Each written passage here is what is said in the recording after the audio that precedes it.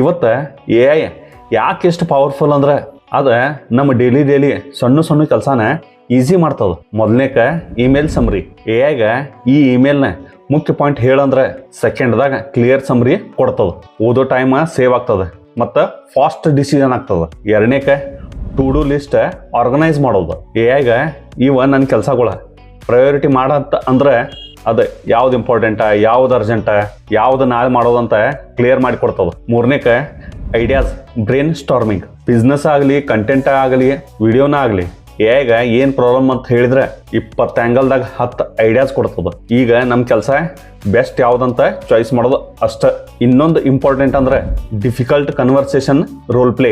ನಮ್ಗೆ ಬಾಸ್ ಜೊತೆ ಹೆಂಗೆ ಮಾತಾಡೋದ, ಕ್ಲೈಂಟ್ ಜೊತೆ ಹೆಂಗೆ ಮಾತಾಡೋದಂತ ಎ ಐ ಜೊತೆ ಪ್ರಾಕ್ಟೀಸ್ ಮಾಡ್ಬೋದು. ಟೋಟಲ್ದಾಗ ಹೇಳ್ಬೇಕಂದ್ರೆ ಎ ಐ ರಿಪ್ಲೇಸ್ಮೆಂಟ್ ಅಲ್ಲ, ಎ ಐ ನಮ್ಮ ಅಸಿಸ್ಟೆಂಟ್. ಸಣ್ಣ ಕೆಲಸ ಎ ಐ ಕೊಟ್ರೆ ಡಿಸಿಷನ್, ಕ್ರಿಯೇಟಿವಿಟಿ ಮತ್ತು ಲೀಡರ್ಶಿಪ್ ನಮ್ಮ ಕೈಯಾಗ ತಗೋಬೇಕು. ಇದು ಸ್ಮಾರ್ಟ್ ಆಗಿ ಕೆಲಸ ಮಾಡೋ ಸ್ಟೈಲ್.